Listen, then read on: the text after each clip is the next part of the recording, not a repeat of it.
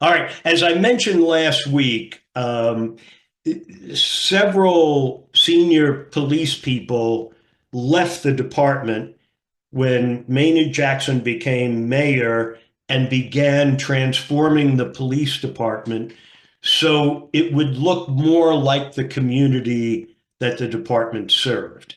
Now, remember, this is a department that was a rather racist department. A lot of people, members of the KKK, they're talking about going back into the 30s and 40s and that time frame. Chief Jenkins began changing the department and did so incrementally. And, when Maynard Jackson was elected, he didn't want to do it incrementally. He wanted change to happen very quickly. And so, in that process, several people with a lot of experience, a lot of that residual knowledge that is so important, retired. This is one of them. It is a video of an interview with him, but the sound on it is very bad. It goes back to the 1970s. And Mike Edwards was a deputy director. I know Mike, incredibly smart guy, very experienced, extremely likable. He was really a valuable asset, I think, in my view, to the Atlanta Police Department. Very well respected within the department, and so he felt he needed to retire and to speak out about it. And his criticisms were about management, or about that things need to be done in a planned, organized way, sort of like the criticisms that we have about Elon Musk today. So I wanted to just, Sal, as you get this started, is there closed captioning you can turn on?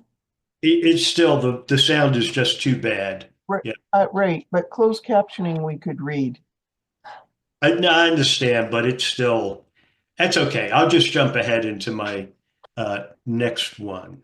Um, Come on now, there you go. Uh, all right. So, um, but first I want to just step through the process of investigation, which is what we talked about when we did the class on the JFK assassination. This is, a high level thing about investigations, but just to sort of have in your mind what investigators do. And the essence of it is to answer the questions: who, what, where, when, why, and how. Who's involved? Who's the victim? Who's the assailant? Who are the witnesses? What is it we're talking about? Well, the person was beaten up and found laying on the floor here in this spot. Where? Here at this spot. When? The estimate is maybe 3 hours ago, 2 days ago, whatever it is. And why? What was going on? There was a dispute between them, maybe, or we don't know that. And how? How did this person wound get beaten? Was it with a weapon? Was it with a brick, a stick? What do we got? And so you take all of those things as evidence that can help you discern what exactly happened here and who might be the suspects.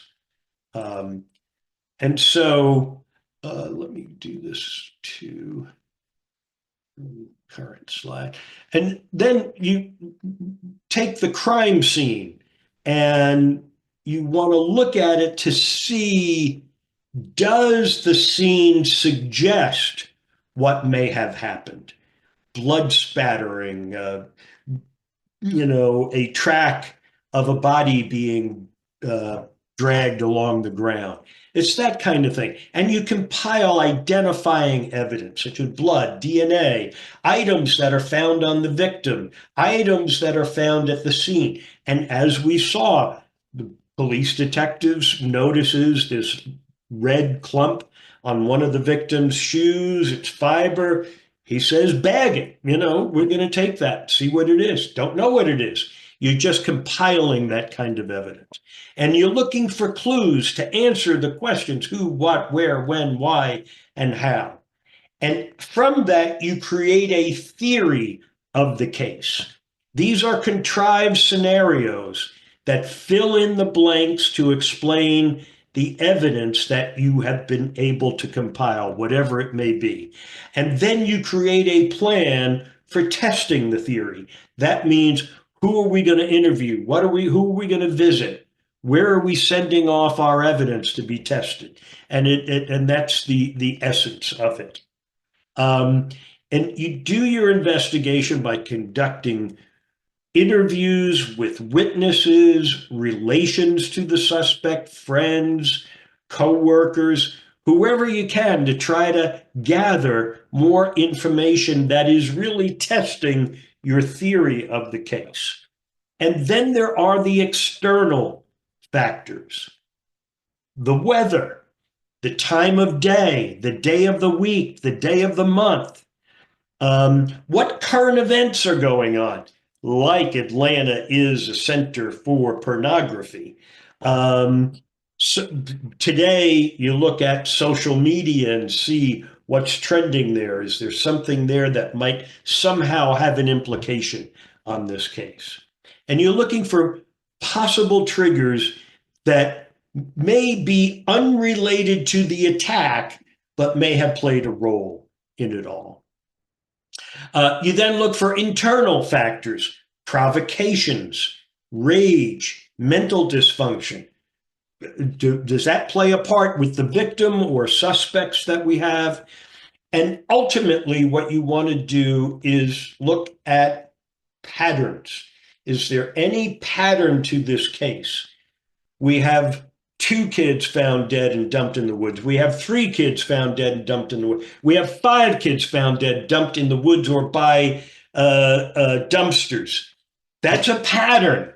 And so it is, what that then suggests to you is the theory that you have of the case.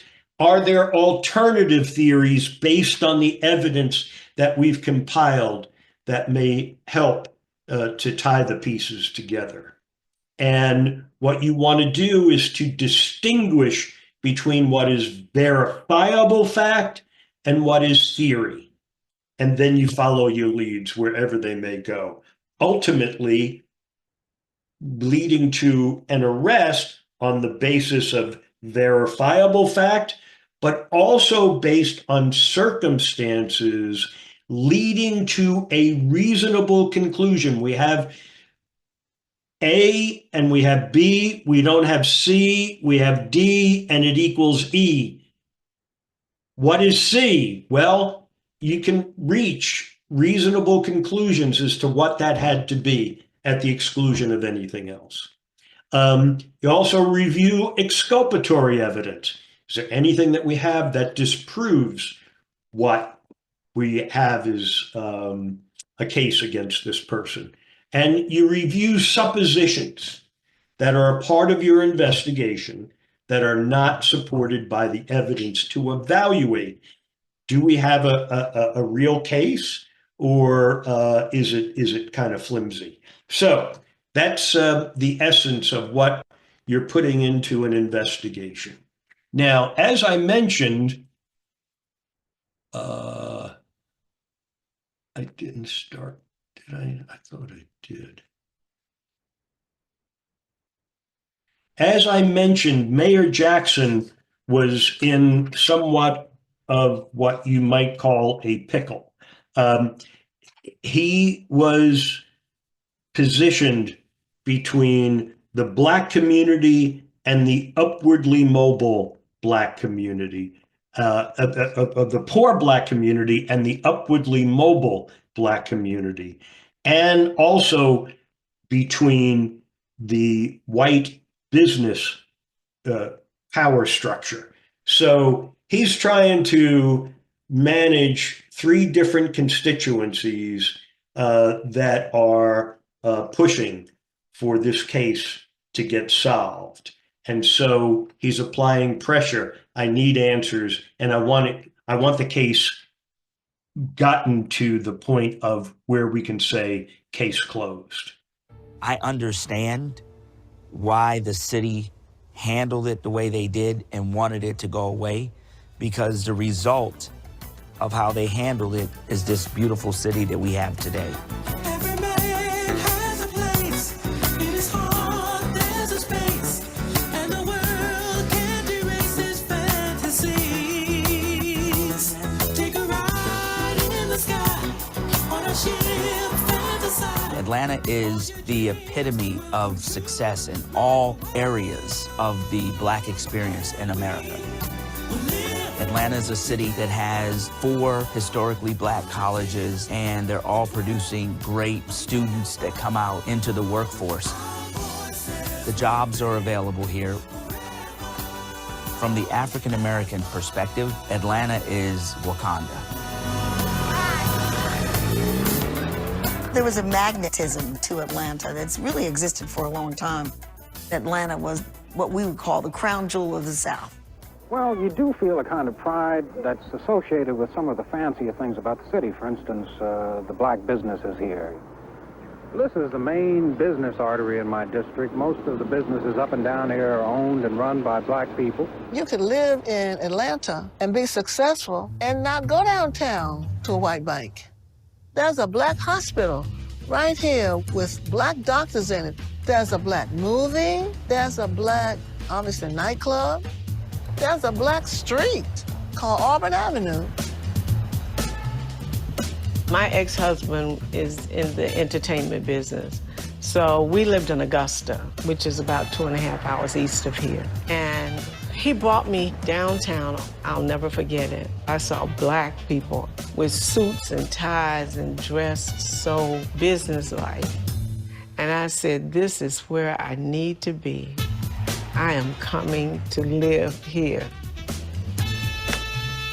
There was a lot of activists who had flooded into the city of all kinds, from the Nation of Islam to communist organizations to, civil rights organizations. Many of us were involved in struggles and movements and going to jail and picketing and fighting the Klan. There were boycotts, clearly, but the real energy of protest did not happen in the city of Atlanta. This is not a resistance city.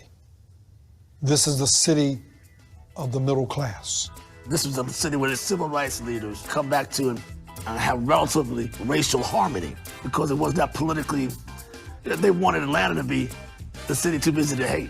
That kind of description of Atlanta continued through the 60s and the 70s, but into the 1980s. And in fact, Atlanta was one of the first cities to elect a Black mayor. And Maynard Jackson was a mayor in full. Now, you don't have to be crazy to be mayor, but it helps. But Maynard was the first Black mayor of any major southern city. Never, never, never, never, never, never, never, never shall I let you down. It was euphoric. It was like, here's one of us getting to the seat of power, finally. Maynard Jackson came in knowing that he had to do at least 2 things. Number 1 is that Black businesses had been locked out of city business, and the city was spending tens of millions, hundreds of millions of dollars, and Black businesses were left to the crumbs, and he knew he had to change that. And the second thing he knew is that he had to get control of the police department, and that they had to acknowledge that the people that they were serving were mostly Black people. Maynard Jackson took over office in 1974, and one of the first things he said was, I want to make the police department more brown. He wanted to integrate it. Well, if you were a white officer in the APD then, what's the message you got? There ain't room for me anymore. So a lot of those who could retired. And Maynard was not playing about blacks getting their piece of the pie. Mayor Jackson called this the most ambitious all-black project. Made with some great stories because it was new territory for both the white community and the black community. It was like a tale of two cities coming together for the first time. And there was a story.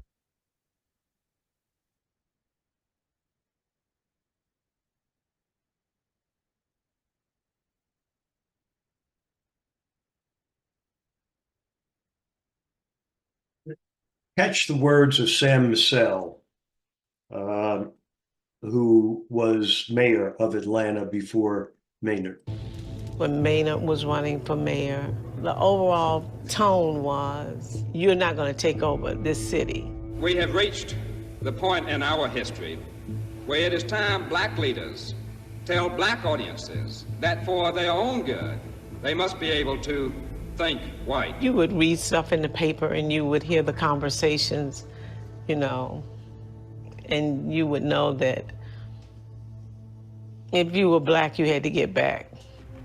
It was all about growth and development and more people coming, more roads being built. We have to keep getting bigger. And it was the New South.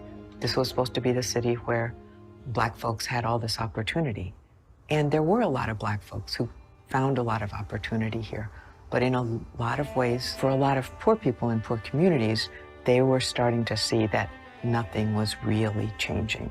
The schools weren't really getting better. They weren't getting more jobs. The promises of the civil rights movement were not being realized.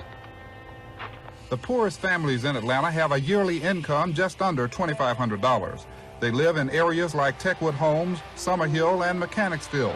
It's in stark contrast to their fellow citizens in some northern communities of the city, where average family income is $22,000. Because I knew the history of this city. Started thinking about this issue of whether Atlanta was a black Mecca or not, right? And I thought that if you were a poor kid at Vine City or in English Avenue or Perry Homes or any of the projects here in Atlanta, the black Mecca was more myth than reality, that it did not ring true for everybody. In these communities, this was being poor and black in Georgia before Maynard Jackson. This is poor and black in Georgia after Maynard Jackson. So in that sense, you know, there had been hope that was crushed, but it was nothing new. The public housing projects were utter poverty. It was just another slice of Atlanta that many folks tried to avoid. It was almost a hidden Atlanta. White folks hardly saw it at all because they lived in the wealthier northern parts of town. So there was the black middle class and the black lower class. And of course, you had working class families as well. So it was like three divisions of black folks, and they didn't necessarily intermingle.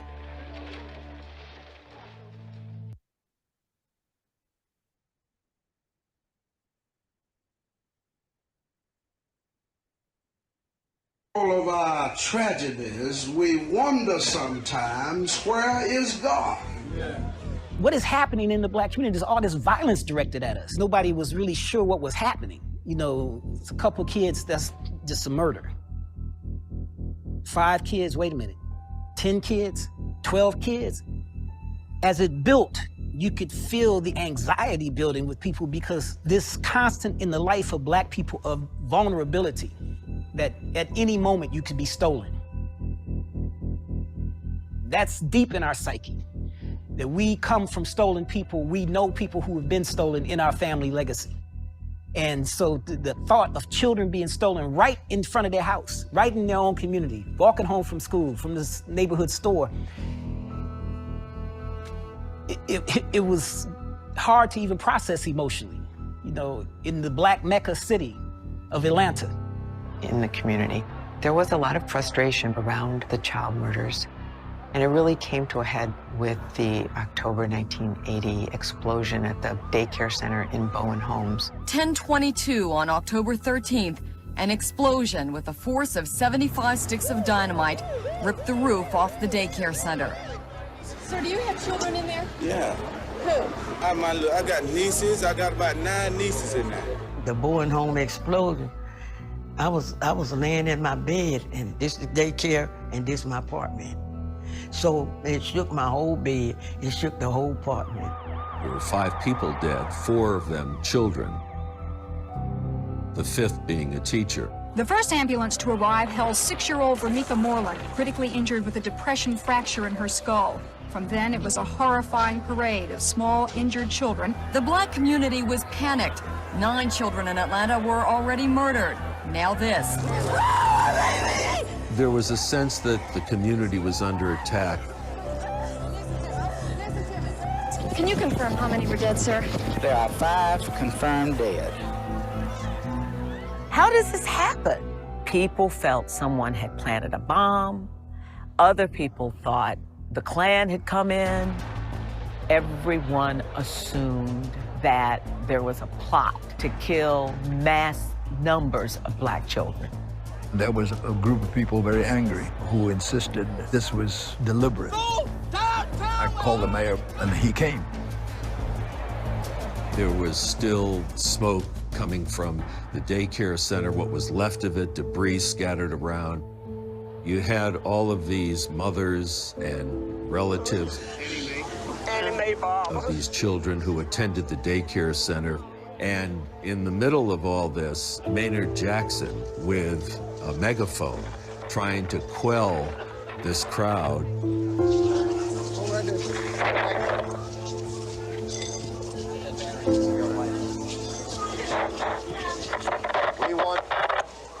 You have another megaphone? Maynard Jackson had no answers at the time other than to say that they could count on the fact that there would be more investigation. I want you to know, we will not rest until we turn every stone to find the reason for this, which at this point appears to be an accident. What else do we have? There was a sense of questioning whether there was, the competence of the people who were in charge. Our fire and police officials have told us the only evidence we have at this time indicates that this was an accident.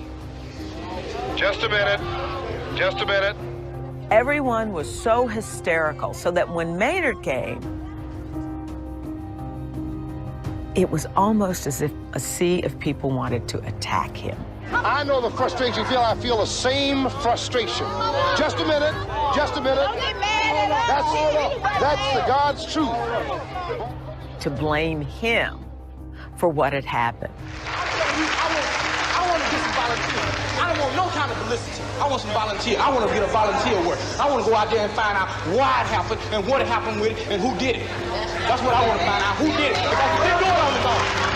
Somebody had to have a key. The door was open. This could have turned into a riot because people were that angry.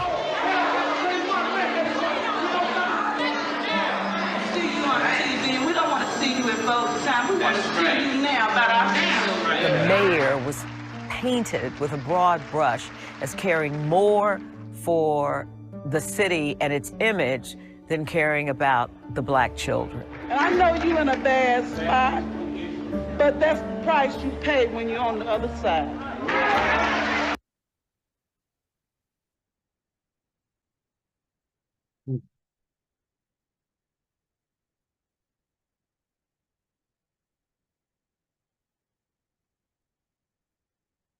If I have the right one.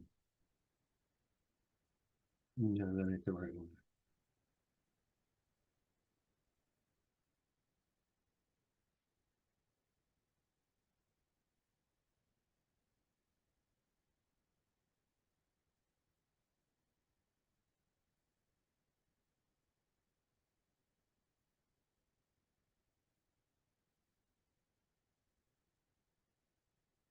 Well, as you can see, the tensions are very high, and in response, the community, the black community, where the children are being killed, forms their own search, rescue, protection apparatus to try to deal with this. They've lost faith in the police and in the mayor. Only thing that we intend to do is to get out on the streets and look out after our children. His name is Chimurenga Jenga. He is 31 years old and has lived all his life in Atlanta, except for the time he spent in Vietnam. I met my husband, Chimurenga Jenga, when he was involved in the effort to desegregate Atlanta Junior College. And we had a little newsletter, and I was actually sent out to go interview him for the newsletter. Chimurenga was very, very smart. I think the most brilliant mind I've ever met. He started thinking about things from the Big Bang and moved on from there. But he grew up in segregated schools, which he actually said were much better than the desegregated versions that came after them, and joined the Marine Corps in 1968, so he was in Vietnam. He came back to Atlanta in 1975, expecting that lots of things would have changed for the better, and I think that it was his disappointment in seeing that his community was really worse off in many respects than it had been when he left in 1968. That really politicized him. The arming of Techwood is turning into a battle between the residents and the police. What's he charged with? I'm not going, man. I am not going. One of the two arrested was spokesman Chimurenga Jenga. Look at what you're doing, man. You're killing little children. Let's see you. No, man, it's wrong. The police were really afraid that somebody was going to kill somebody. And of course, there was also the implied criticism that our own police could not protect our children, so there was that tension. That was a great mistrust because of past experiences with the police department. In the 40s, 50s, and 60s, there were a lot of Klansmen in the Atlanta Police Department. So that gives you an idea of what black people had to deal with in terms of the police as a kind of occupying army, in a sense, occupying force in the black community. You know, years ago, it hadn't been too long since the first black officers, they had to go to the Butler Street YMCA just to change clothes. Black officers could not arrest a white individual.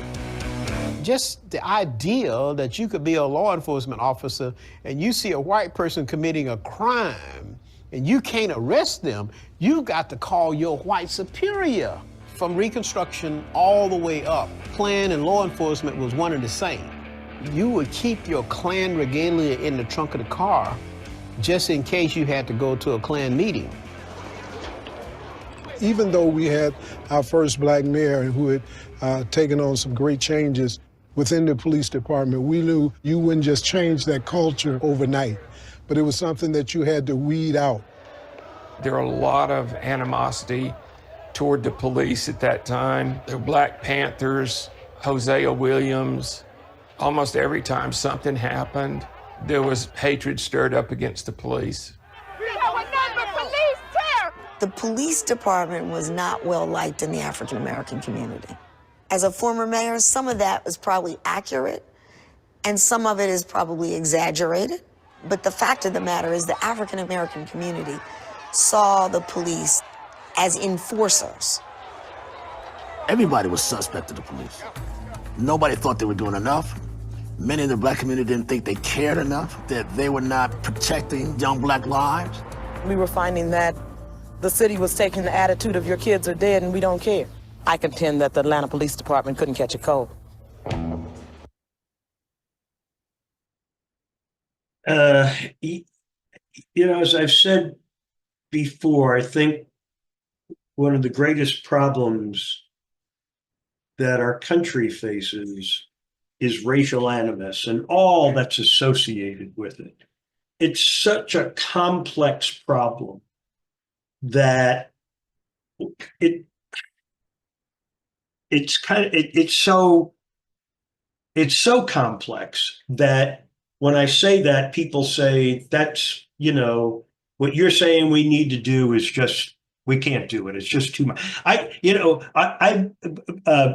been interviewed by CNN and on different things related to chemical security and the attack on 9/11 and that kind of stuff. And I had a meeting with one of the producers to talk about the broad scale problem that is there that needs to be addressed. And the reason I had a meeting was that I had talked with reporters about it, and they wanted me to go and meet with this producer because it made sense.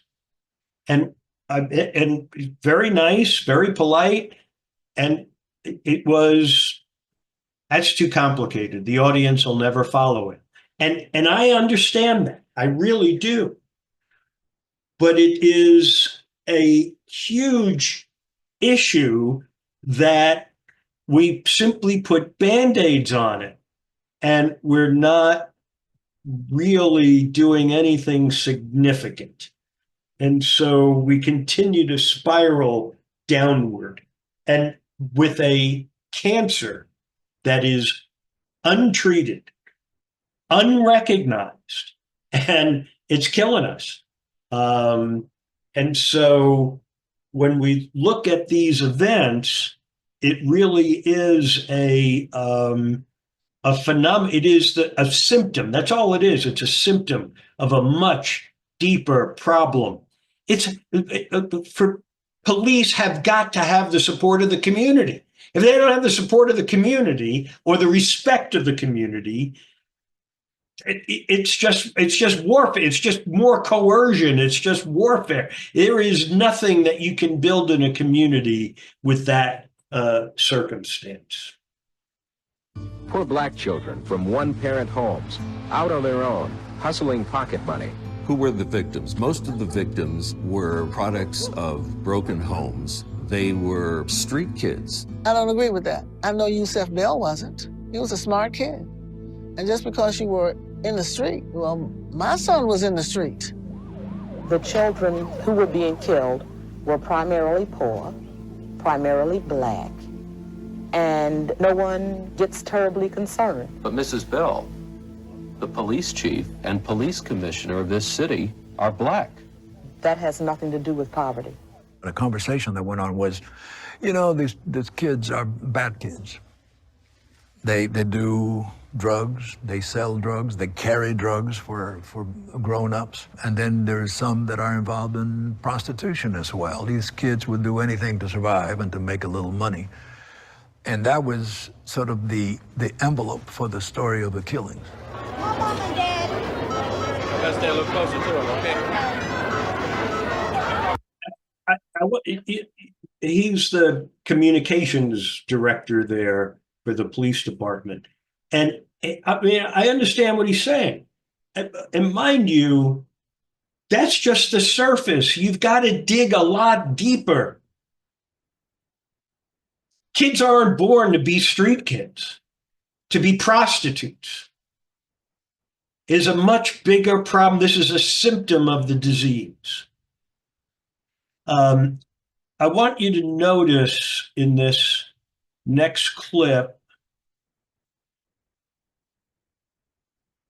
the expression of suppositions that are stated as facts. Not figure it out. For me to understand what he was doing, I had to convince myself that there was some reason for it before I could start looking for somebody. Why is he doing this? How is he doing this? Okay, they're all children. So he's a pedophile. The bodies are all killed somewhere, clothed, disclothed, dressed again, dumped. Why would he do that? He would do that because he enjoys it.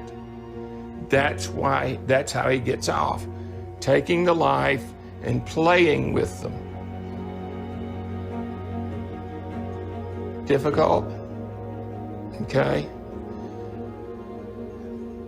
He doesn't see the world the same way you do. He sees the world exactly what he wants, totally disregarding any other person's wants, feelings, emotions, value. And I'm going to do with you what I want to do with you. Can you see the power that gives the perpetrator on something like this? At any moment, he knows he can go into the neighborhood and pick up one of these kids and do with them whatever he wants.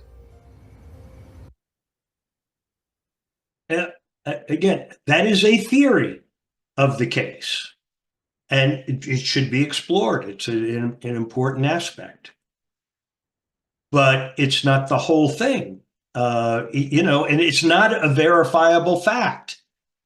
Not yet. You don't have someone you can interview and conclude that that the person is a pedophile, that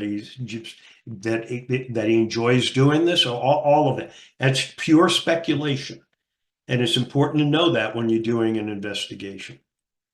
I have one more that I want to get in here. Not that one, this one. Escape. Okay.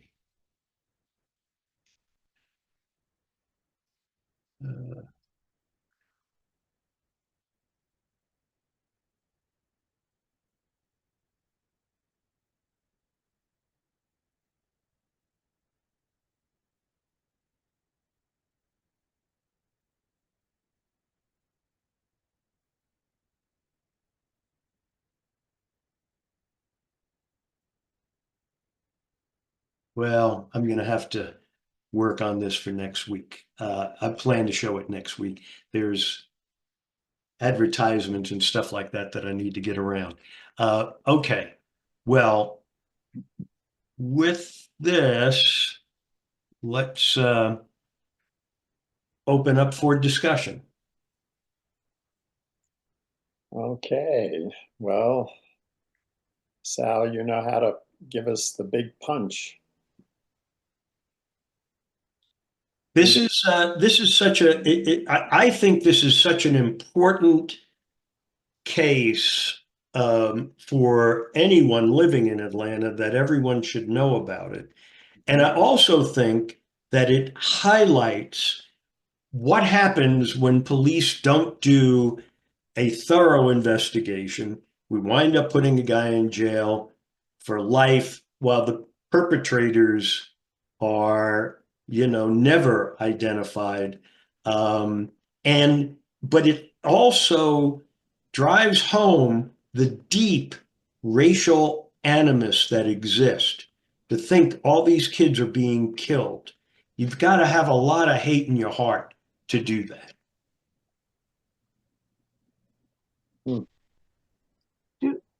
Do we think, well, we don't think Wayne Williams did this, but do we think that it was a white person or a black person that did this? As we go on, we're going to find people who were suspects that I feel were would have been my prime suspects. We'll find pornographers who were white guys who were convicted on sex charges and sentenced to prison, and they may have been some of the killers. And so when they say, you know, the murders stopped because of Wayne Williams, well, actually, murders continued. They eventually, killing of children, you know, didn't go at the same rate that it had been going, but it may be because the pornographers were put in jail. Secondly, there was substantial leads developed on members of the KKK, and they may have been frightened, not frightened, but decided to stop what they were doing because the police were getting very close to them. And then the police stopped going after them once they had Wayne Williams and made their case against him. So probably a win-win for them, because they killed all those black kids and then they made a black guy take the fall for it. Right. God almighty. Some of the places that were the porno places, there were black guys who owned the place and attracted the kids, and then may have, then provided them to the pornographers to make films. I'd also say we're going to talk more about Wayne Williams, but not to give away what's, spoiler alert, but mind you, Wayne wanted to be a music impresario. So he's looking for kids who will be the next Jackson family. Now, for him to be, so he has to find the talent. And then if he finds the talent, he's got to be able to promote them to record producers, right? People in that business. Well, when you get into that business, you'll find some shady sides to that business that cross over into pornography and Atlanta's burgeoning sex industry of topless bars. It became the center of topless in America. And so he starts to, interact with people from that world. And it could be likely that he was, providing links to the kids by making friends with the record producers. Neil, Yeah. go. Hey, Sal, what was the outcome of the explosion of the daycare center? Was it considered an accident or was it deliberately set? No, it was an accident. At least that's what the investigation concluded, is that it was an accident. However, Manny Jackson is going out there and he doesn't really know what to say. He's trying to keep a lid on this thing. And when you're the mayor who's now, getting in an argument with the people in the crowd, listen, wait a minute, you're in trouble.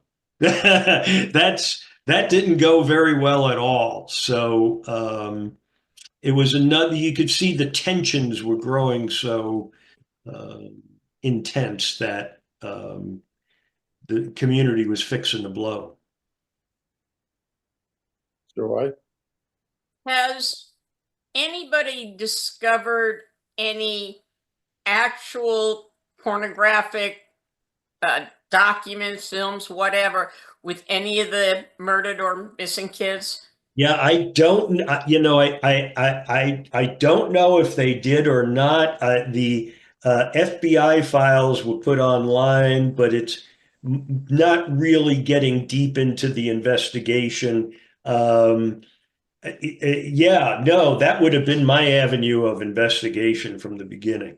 I would want to know, did any of these kids turn up in any of these magazines or films that were produced here in Atlanta? But I don't think that was explored.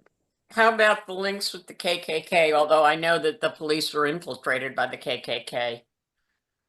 We're gonna, as we go on, we're gonna see that GBI had an undercover agent with the Klan who, was going to testified as a witness in trying to get Wayne another trial. And and they were recordings. So they had them wired, they had them recorded. And guess what turned up missing? Him. The recordings. The recordings. Yeah. He did testify in court. Mm-hmm. However, the recordings of him sitting in Klan meetings when they're saying, we're going to go get some kids, that would have been really critical evidence, and that is missing. But we'll see a clip of that and the GBI people involved in it. Yeah. Thanks. Sal, do you think that Wayne Williams knows what really went on? No. That's just my guess. I think, he had really strong legal representation. And they made, I think, very strong cases to get him a new trial. Mind you, Wayne Williams gets convicted not on the cases of all those kids. He's convicted of 2 adults that were found in the Chattahoochee River, for which there's no connection. The only connection is that there were fibers found on them, and that ties them to an environment where they may have been killed. Wayne Williams has fibers that tie him to an environment. Doesn't mean it's the same environment. It's like, you know, if I have a red carpet in my house and you have a red carpet in your house, and someone, you know, gets red fibers on them, they can say that these fibers tie them to a spot. It could be Lauren's place, it could be Sal's place. We don't know. But they presented it as if places, by the way. it's all from Wayne Williams's truck. No, I thought they got him on throwing a body into the river. We're going to get up to that too, but the body, what you have is they're staking out the bridges to see if someone is dumping bodies in the river. And a recruit hears a splash, and the recruit then notifies the other police. The other police see a car on the bridge, and it happens to be Wayne Williams. However, the body, they don't recover a body at that point. It's days later that they recover 2 bodies. And those bodies, which could have been thrown in after he threw in whatever he threw in. The medical examiner says they were in the water before the splash. And the medical examiner says one of them was an accident, not a homicide. So good chance he threw something in, not necessarily a body, especially since he's such a small guy, but he could have thrown away a weapon or some other thing that was associated with some other crime. Or I don't believe Wayne Williams threw anything into the river. The guy heard a splash. It could have been a rat jumping into the water. That's, you know, that splash means nothing. There's no solid evidence to be discerned out of that. Wayne Williams happened to be in the wrong place at the wrong time. Who's the judge in the Wayne Williams trial? but he was like he was in his, so I'm just trying to get this again. He was in his car sitting on the bridge. He drove across the bridge, and when the cop who heard the splash notified other police and they saw the headlights driving across the bridge, they went and apprehended the vehicle, pulled it over. Oh, so he didn't even stop at all. Again, it's real murky, but we'll get into that. But I don't believe he stopped at all. That was just a real coincidence, like you just said. Right. Ah, okay. I'm catching up finally. I'm sorry, Carla, I think you had something. Was that Carla? I don't see. Oh, I thought I heard her say so. Okay, sorry.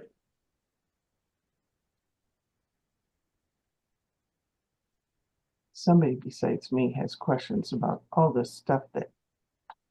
Well, I hope it's making. Oh, Joy, you got your hand up. Okay. Yeah, I think I'm trying. It's ironic that the judge in the Wayne Williams case was also a black man. There weren't that many black judges at that point. Was anything amiss with that? I don't think amiss, other than, you know, the train was rolling down the road and the judge went along with it. I think for the judge to allow evidence of cases that Wayne Williams is not charged with to say, well, it shows a pattern, I think that was very dicey. Mind you, Lee Brown said, we don't have a pattern. There's no pattern. He's an interview. But again, the judge allows that to be introduced. Mind you, Joy, as a defense attorney, right? You get told that the person that you're representing is accused of killing these two people. You now go into court in the morning and you get told, I'm going to allow 10 other cases to be introduced against your defendant. And you don't have any time to check out any of that. That's unfortunately not unusual in the court system. But you don't know what I'm saying is you're then, as defense counsel, you're in trouble because you got all this evidence that's coming in that's unvetted. It has nothing to do with your client's case other than it ties him to an environment where there were fibers that were similar to the fibers found on these dead people. I'm not a criminal attorney, but it seems to me pattern or practice, you have to have more links than that to introduce pattern or practice. And the case is appealed to the Georgia Supreme Court, which we're going to get into. The Supreme Court is pretty much in agreement. This should not have been introduced into evidence, and Wayne Williams deserves a new trial. Before they release that opinion, though, they get a call and they back off of it. But one judge dissents and says, this violates all of our precedent on what you can introduce from other cases that the defendant is not charged with. You can do that, but under very tight circumstances. And this did not fit that. I mean to say that somebody would interfere with a trial and a jury verdict? Somebody just put their finger on the scale? Come on. Yes, and I know you're shocked. But what you had is the FBI had become deeply involved in the case. The Reagan administration had a black eye from Philadelphia, Mississippi, and they wanted to show the Reagan administration was going to stand up for these black children. And all the better, they had a black guy that they could sacrifice for. Thanks, I guess. And mind you, the DA, he doesn't want to indict Wayne Williams because he says this crap ain't evidence. But he caves to the pressure. That was Slayton at the time, wasn't it? That's correct. Thank you. Willis? Yes, I lived in South Georgia during those years, and of course, just only got scant news about what was going on up here in Atlanta. And the impression that I got, and maybe all of us in the area got, was, well, they found this guy who's been killing all these children, and they just got to go ahead and get him tried and get it over with and send him to jail or kill him or whatever the result will be. Was that sort of the direction everything was going up here? Yes. Again, my world is more of an academic security person looking at it from, the Silver Tower, and had horrible arguments, but I had a lot of people who were involved in the investigation who I was friends with, and we would talk about stuff that the general population would not be cognizant of what goes into an investigation.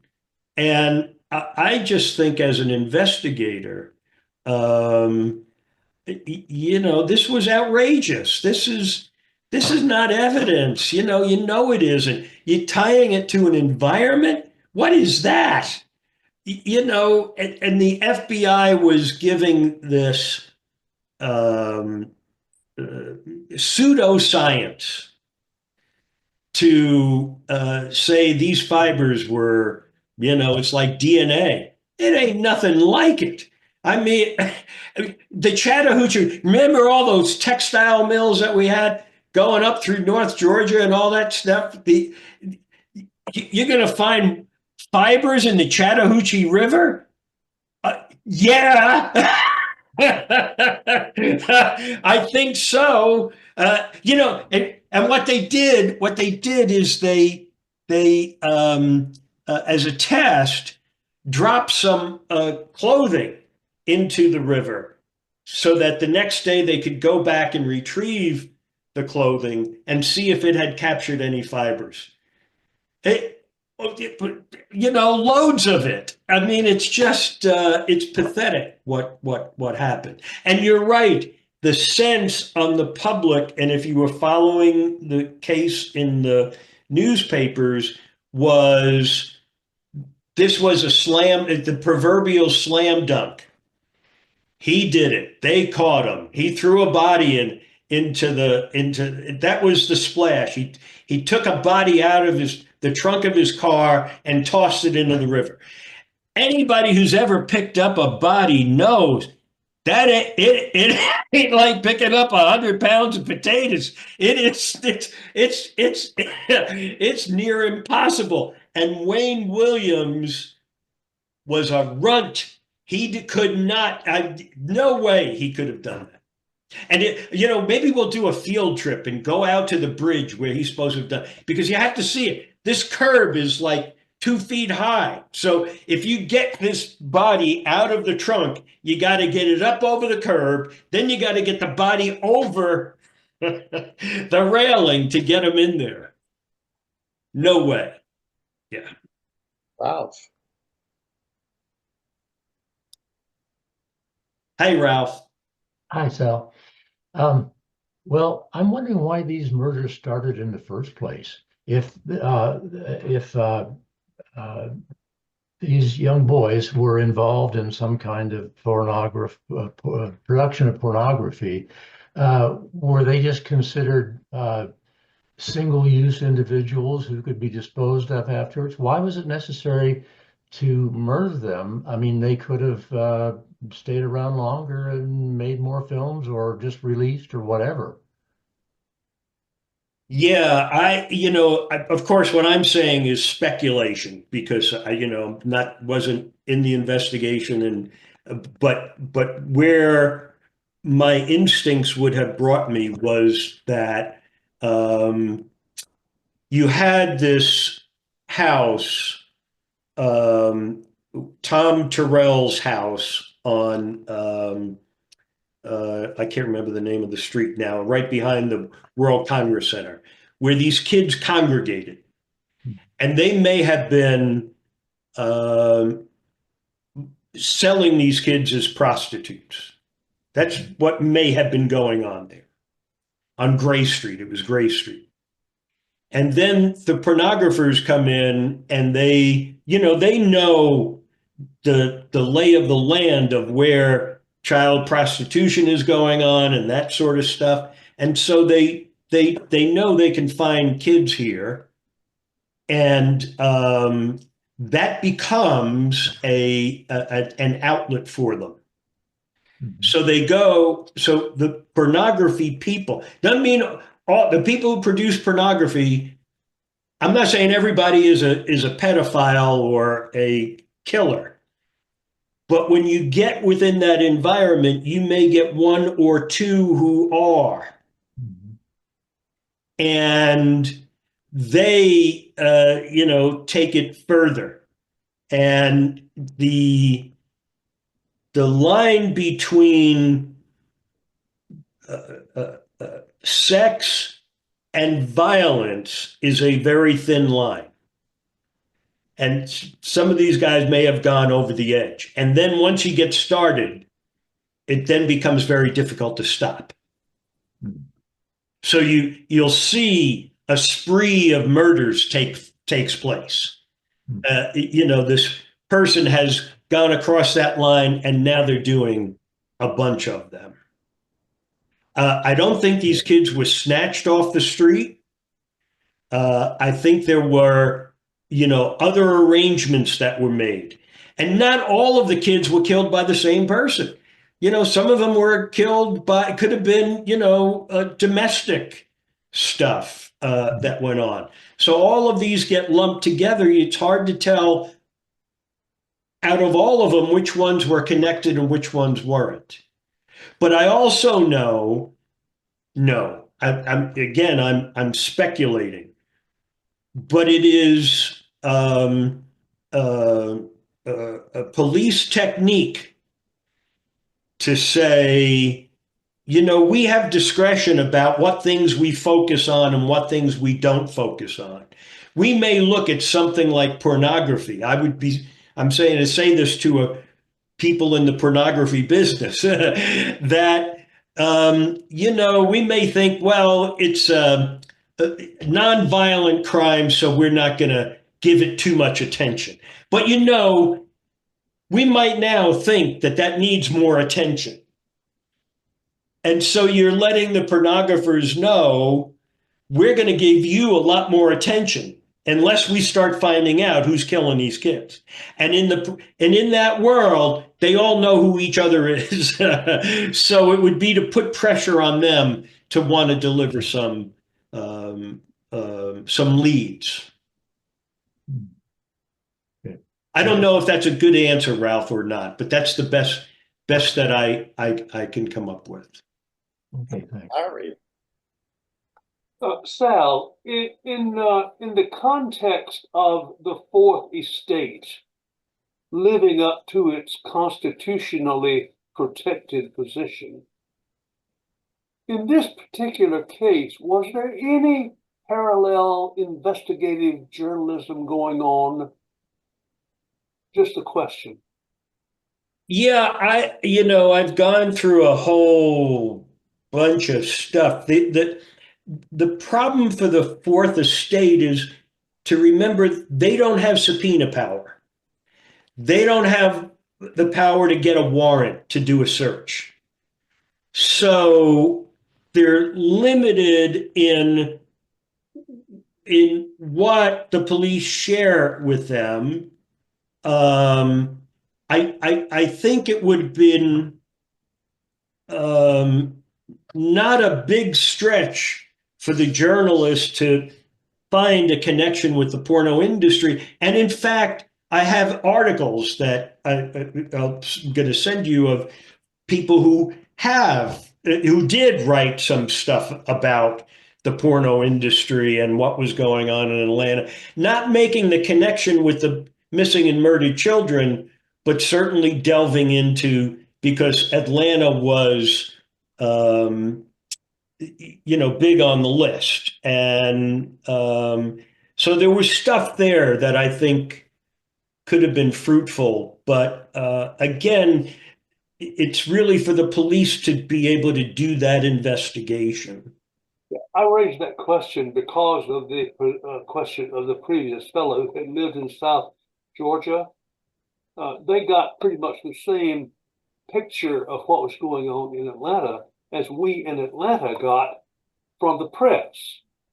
And it was certainly very limited in terms of what actually went on. And some parallel, even though they don't have power of subpoena, some parallel journalism could have probably painted a little more clear picture for the public to consume than we got. And I just wondered if there had been any real effort on the part of the press to keep the elected officials and the appointed officials honest. Yeah, what part of, what they did in creating the task force is that you took the homicide investigators and you put them in a building on West Peachtree Street, taking them away from police headquarters, right? Um, mind you, homicide investigators are people who are really skilled in crime scene investigations. They don't really have people on the street who are their sources. That's more your burglary and prostitution people. That drug people. They have informants on the streets. So I thought segregating the homicide people from those other investigators was not a good idea. You needed to start talking about stuff and see what people could, theories of the case, and can you give me something that might help? I just think that the story from journalism was really the disarray of the leadership and the loss of highly experienced investigators that came from the changes in the department that were just too radical, too quick, that they lost a lot of real important institutional knowledge. Thank you. And I don't know, it's hard to report on that. How do you want to report that? Well, they're all in disarray. Well, how do you back that up? You might be able to do it by interviewing some of those guys who retired to say, what do you think is wrong with this case? Chet Detlinger, who wrote the book on the missing and murdered children, that's kind of a journalistic approach that he took, but he was a police investigator, so it's a different forum. Yeah. Okay, Tom, if you can unmute.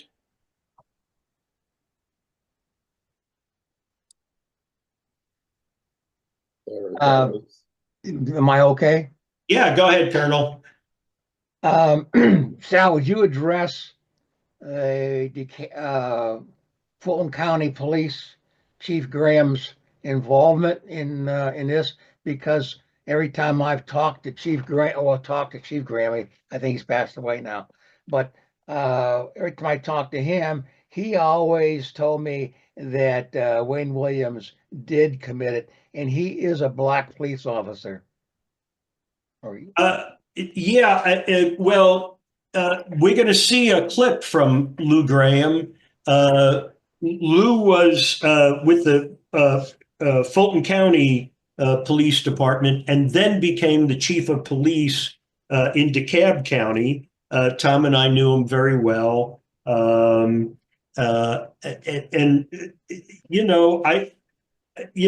think he felt that Williams got a raw deal. And the case should have been investigated for all those kids who were killed, that their cases got closed on the presumption we convicted Wayne on these two adults and he did all the others. And Lou Graham, when he became police chief in DeKalb County, reopened the case. But then, it never came to complete fruition. He has since passed. But Tom, any other comments you have about what I'm saying about the investigation? From your experience. No, I think you've covered it pretty clearly as far as the quality of the investigation. There's always the possibility that discrimination sits into the mindset of a police officer, whether he is black or white. Both of them have their opinions of things, and during that period of time, of course, the white officers had a more negative attitude towards discrimination and so forth.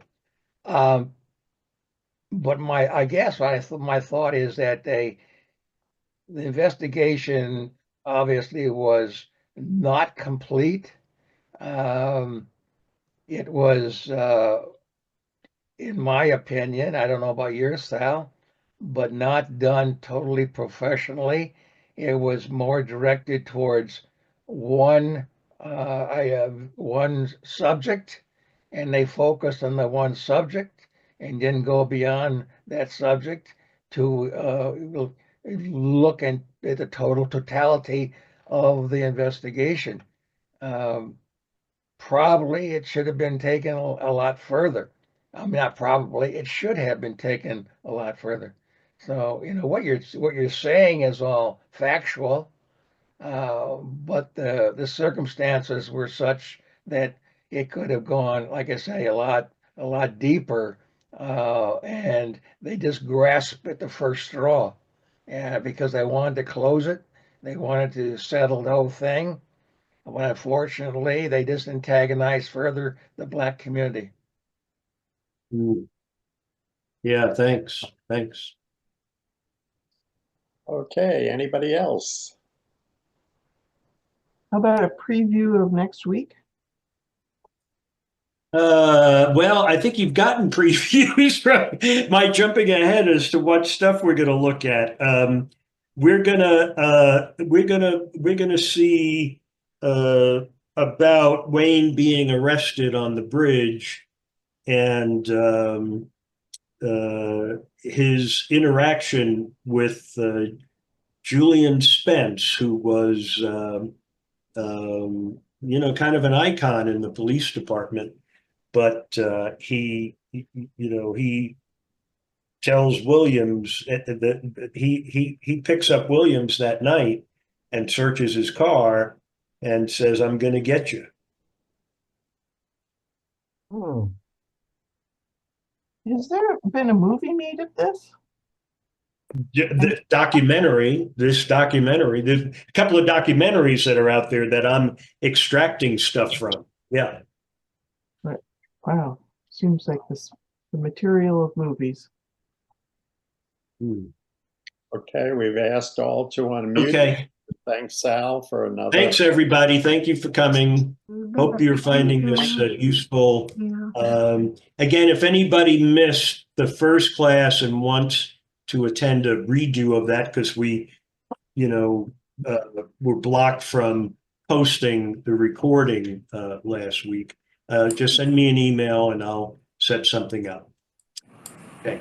Thank you, everybody. Thank you. Thank you. Thank you.